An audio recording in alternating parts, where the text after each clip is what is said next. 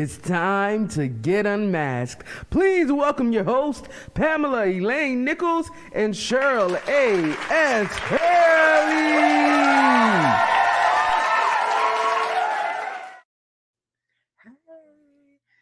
Hello, hello, hello, and happy Tuesday.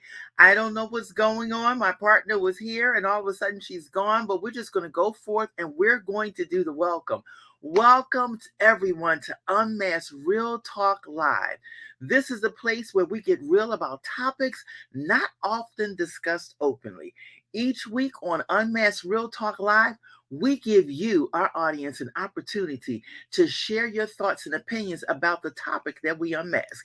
And you have our permission to get real with us in here so you can feel better, look better, and live better out there. Now, recall we started something with our new raffle. Today's raffle is an autographed copy of Dr. Renee Ellison's new book, Fake to Phenomenal: 8 Secrets to Abandon Inauthenticity and Embrace Self-Discovery. Because we've been on this journey about keeping it real and being real and unmasked, we thought it not robbery to have the same raffle again on today.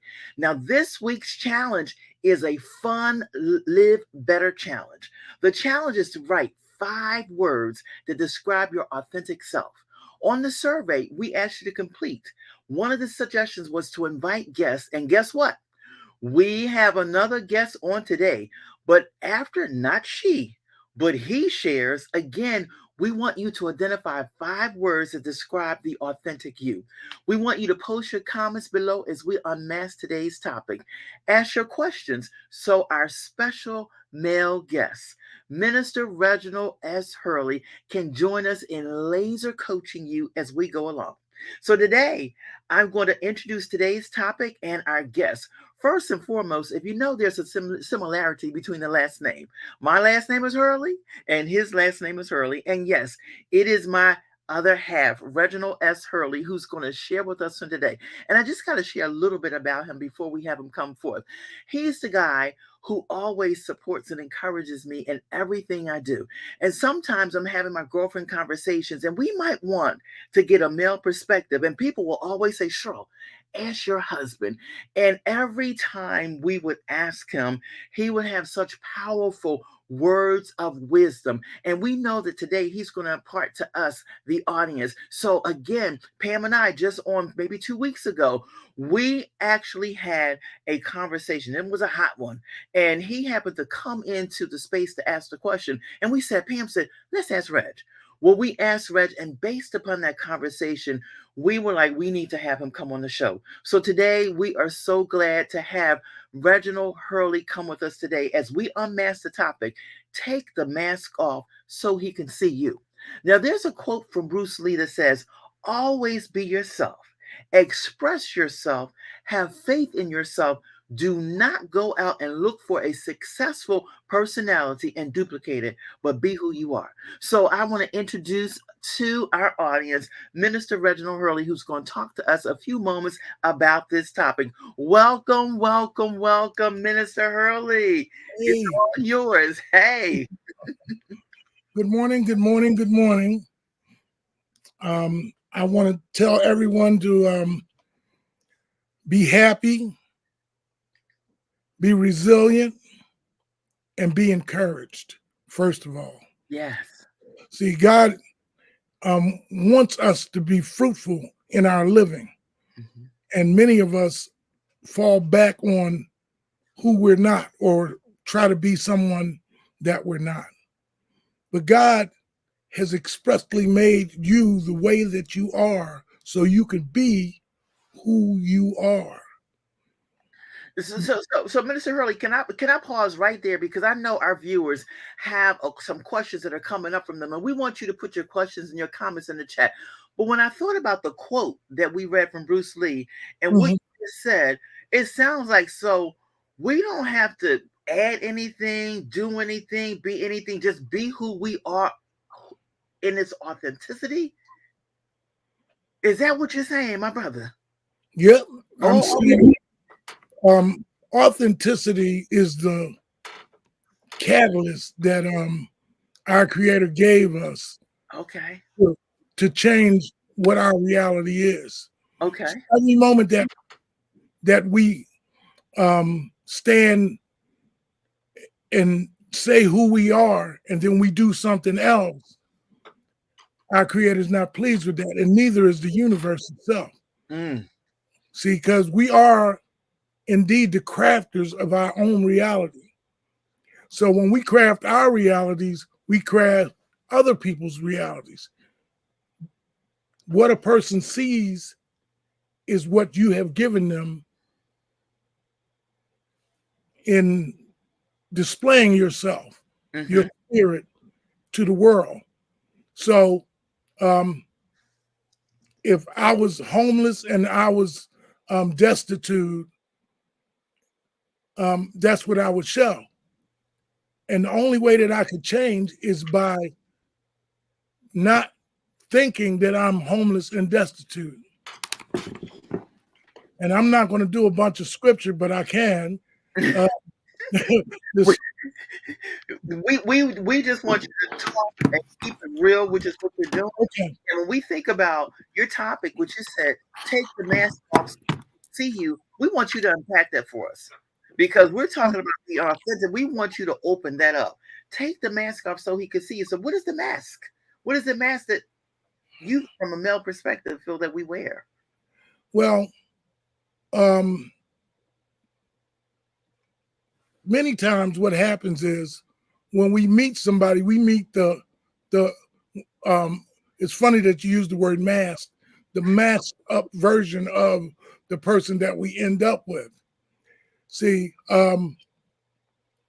and some men, because of their maturity, are not able to separate the person that they first met from the real person who has given themselves to them. So when I say take the mask off so he can see you, the real you, I'm saying be you are, be who you are. You know, I mean, some men do it now, but women tend to put on wigs. They tend to get weaves. They tend to put on eyelashes. Leave us alone. They, they, they tend to paint their faces up. And what I'm saying, the male perspective is, oh, yes, we do love it when you doll yourselves up. But what happens in the private time when the weave is off, when the eyelashes are gone, when the person that you've displayed is put in the closet, and now here you are yourself standing before not only the man that you're going after, but God. See, a lot of people, and I'm adding males into this equation too, they wear masks to impress the masses. You understand what I'm saying? Men will go out and get a new suit and shape up their faces and dye. Cheryl will tell you, I would dye my hair every week until I came to the conclusion that this is the way that God has made me. I don't have to turn my beautiful silver beard to black to impress anybody, especially not God, because this is the way that God made me. The scripture tells me that we are fearfully and wonderfully made. Each one having a unique part of themselves to share with the world. But if you hide it, if you mask it, then the world won't see who you really are. I got a question for you then. Okay. I'm sorry, I thought you were done. Go ahead, finish your point. No, I'm not saying not to wear makeup and not to embellish yourself with beauty, because it happened in the scripture and it's part of our daily lives. What I'm saying is there's a persona that you need to put forth, even as you embellish yourself and make yourself beautiful, you know, quote unquote, for that person that you're going after. You know, many times we don't do it for God. We do it for the person that, you know, is looking at us and we're looking at them. But it's important to understand that your personality is your real makeup. Go ahead, Pam. Mm. Yeah, I can hear some people asking this question, and it is, but what if the real you isn't what he likes? Mm. I'm gonna give you a real simple answer, right? And people, I mean, we've programmed our own selves to put forth a certain thing, what we see on TV, what we see in the world. But if you want a person to know what he really likes or what she really likes, Mhm. ask them. Mm. Maya Angelou said, if a person shows you who they are, believe them, right?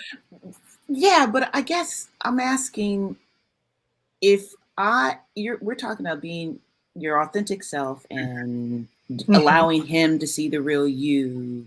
Right. And I'm asking, well, when we are our authentic self and we are showing ourselves to be the real self, and we want that person to like us, and they don't like the real me or the real you, what is one to do? That's one of the reasons You, we put on these you've facades, answered because we want it. you've answered your own question. Oh, I If they did. don't like the real you, right?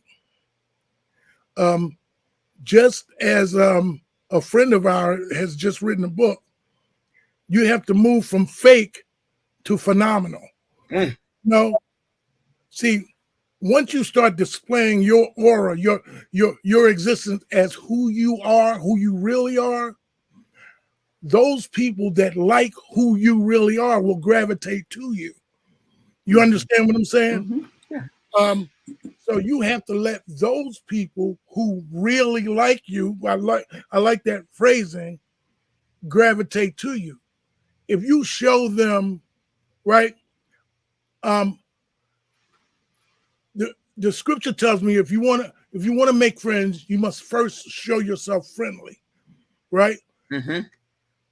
Well, if you want to show yourself friendly, you wouldn't put on a Michael Myers mask, would you? Would you dress up like Freddy Krueger? You understand what I'm saying? That's a Mhm. fake or what's the word I'm looking for? A deceptive way of showing who you are. Mhm. You know, if you're not doing it for parody or for you know your acting prowess, then why are you doing it? You understand? If the person that you're going that finds you, and I'm trying to stay within what I was taught, if the man that finds you doesn't like the real you, then he's not the one for you. Okay, so let me take this a step further, Uh-huh. and that is, I think I think there we need to talk about the real you that is, I want to say, lovely and beautiful and positive, because some of us say, well, the real me is annoying. I'm too talkative. I'm too loud. I remember talking to one friend who said, um, yeah, people just think I'm too loud, and she thinks that's the real her. Mhm. And so when we show up to someone that we want to be with, Mhm. we're thinking, okay, well, I'm loud and he doesn't like loud, so I guess that's not the one for me. And I think that there's something inherently wrong with that thinking, because it's a negative. I think there's something that was said: if you argue for your limitations, you get to keep them. So I want to talk about, for a moment, if we can, the person who thinks their real self is loud, too much, um, bossy, those kinds of real you descriptors. Do you think those are the real you the authentic descriptors of a woman who's trying to be real to her, the guy she likes or wants to like? Can I give you a life experience of myself? Yeah. When my wife and I met each other, I was boastful, conceited. You know, I had long hair. Um, and I thought that I was God's gift to everyone that came in my presence, right? Oh. And in our first 7 years, when we had friction, because I desired her and I wanted her to like me, right? I put my strong points on, wrote it down on a piece of paper, and I put my weak points. When I looked at the paper, my weak points outnumbered my strong points. So I had to make an adjustment in my life, right? I had to craft my reality. That's what I always use. I had to craft my reality to fit her reality. Mm. And likewise, I believe that she did the same thing. You know, I'm gonna tell you a little story. I love parks and nature and all that kind of stuff. I told Cheryl we were going out, we were going to have a picnic.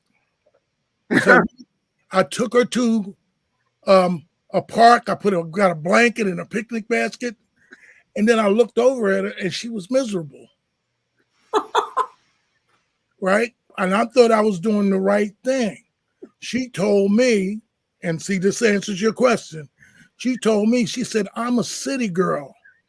I like concrete. I like cityscape. I don't like grass because my heels get stuck in grass. You understand what I'm saying? But that moment of truthfulness elevated our relationship. You understand what I'm saying? See, the only true measure of a relationship is how honest you are with one another. If you're wearing a mask, the person that you're going after or that's going after you cannot see the real you. They can't see the real you until you let them in to see the real you. So I say start as the real you in the beginning and then, you know, elevate it to the point that you want it to be. I see. I like that. I like that. That's helpful. We have some comments here. We do. I wanted to read them. Oh, the first one was funny. Oh no, not the hair. He went after the hair first off in the first 3 minutes. What's another one, Cheryl? Another one is that we're trying to impress and win that person over. So sometimes people make that shift because they're trying to do that. You want to take this? Yeah. Most people don't show the real them at first. They're trying to feel their way in the relationship. Oh, interesting perspective. Okay. Very interesting. Excuse me. And then someone said, that was me. And they were referring earlier when you were talking about making the adjustments. They were like, that was me, but I've learned to tune it down. Or tone it down, maybe. Tone it down and shape it in love. I love that. I love that. That's good. Yeah, and we've got, we love, you're going to love this one, Reg. I love hearing from a man's perspective. Yes. And ever who said that Pam and I could be so transparent and said there's been several topics that we've talked about and we've tapped his shoulder and said, can you give us a perspective from a man's viewpoint? Because it's really important. It is really, really important. But again, because we want to be conscious of the time and we don't want to miss this opportunity, we want to ask our unmasked question. And our unmasked question is, do you show him the real you? Do you show them the real you? And for our audience, we want you to put your comments in there. But you know, that's so key. And you know, I want to ask you, Pam, while we have Reggie here, and even though we've had several conversations, the three of us, he shared, y'all. Look, I had to let him know I'm a city girl. Don't be taking me to no grass and my heels getting stuck. I was real. But when you think about it, Pam, do you recall a time where you feel as though you showed him who you were from the very onset? I'm going to say no to that because I didn't even know the real me. And this is really interesting. In the beginning, Mm-hmm. and I'm talking about, I've been married twice. So in the first marriage, when I was 18, we stayed married to I was 22. That was 4 years. I didn't know who the real me was. So I'm not sure what I was showing him. I think I was showing him an erratic, immature, insecure person. And then in my second marriage, again, I don't think I really knew who I was, but about 18 years into the marriage, I started understanding who the real me was. And then when I started showing the real me, that's when all quote unquote hell broke loose. And not too later after that, did we get a divorce. So to your point, Reggie, if you show yourself the real you and somebody doesn't like it, that means that person is not for you. It's not for you. It's not for you. Let me tell you a story. I have a friend, and I'm not going to use his real name, so I'm going to call him Jose. Right? And Jose and his girlfriend, they had a great relationship while they were single, because both of them were wearing masks. I knew that Jorge wasn't the way that he was, and I knew that since I knew his girlfriend, I knew that she wasn't the way that she was. So, to make a long story short,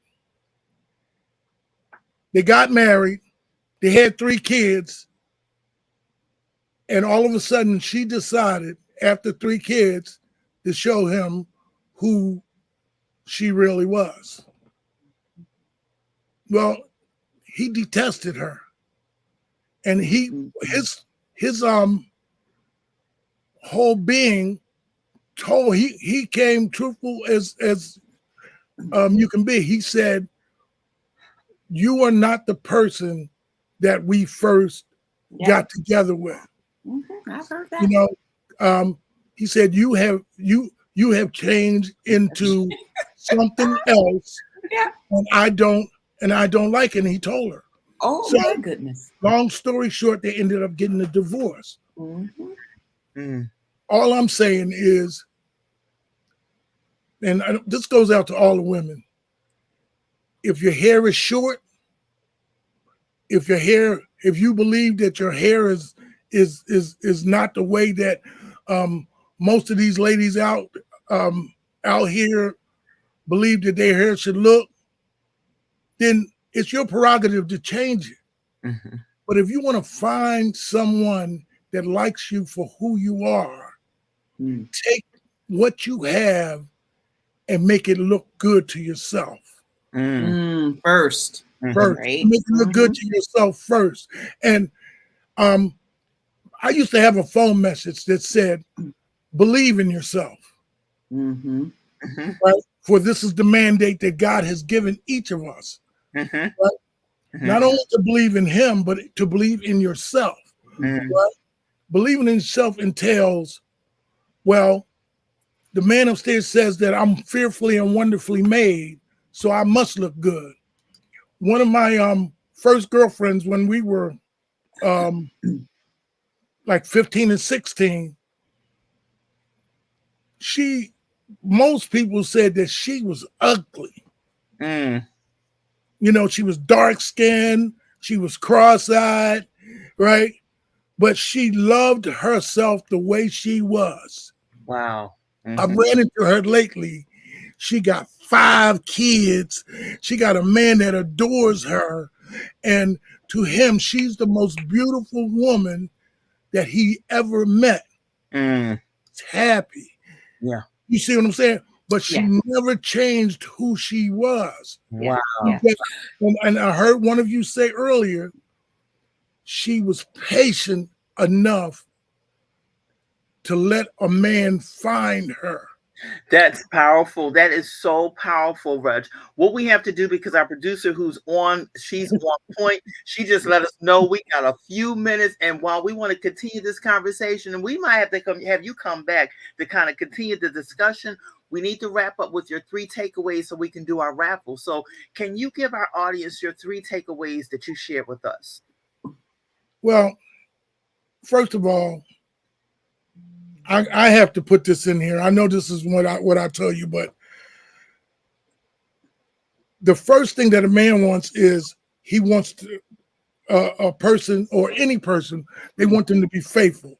They want to be loved, right? They want to be praised, right?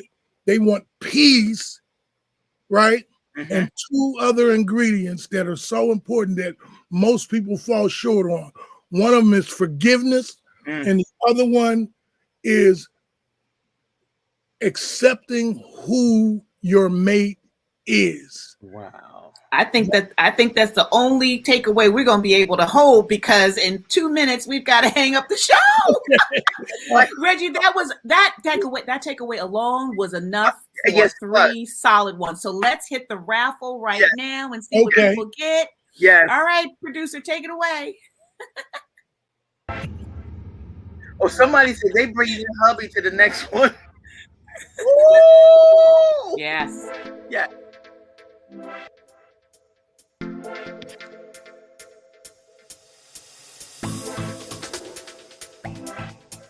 Okay. Yay, Laverne! Congratulations. I think for sure, Laverne, we need your address, but for sure, Reggie, we want to know if you can come back next week and give your other 2 takeaways. Yeah, we'll get the other takeaways. Will you be willing to come back next week so we can finish this conversation? Yes, absolutely. Okay. So to the person who said I'm bringing my hubby on the next live, we're gonna do this again next week. Yes. Thank you all for joining us, and because we want to be mindful of time and operate in integrity, this has been a good conversation, but we're going to continue it next week. We want you to share it. Again, share it so other sisters can hear from a male perspective. Until next week, we want you to remember our raffle, our challenge for this week, which is a Live Better Challenge. Make sure that you chime into the Facebook group. Anything that we need you to know, we're going to put it there. But until next week, we want you to feel better. We want you to look better, and look better for you, might we add. And lastly, we want you to live better. Until next week, have an amazing week. We love you. Bye.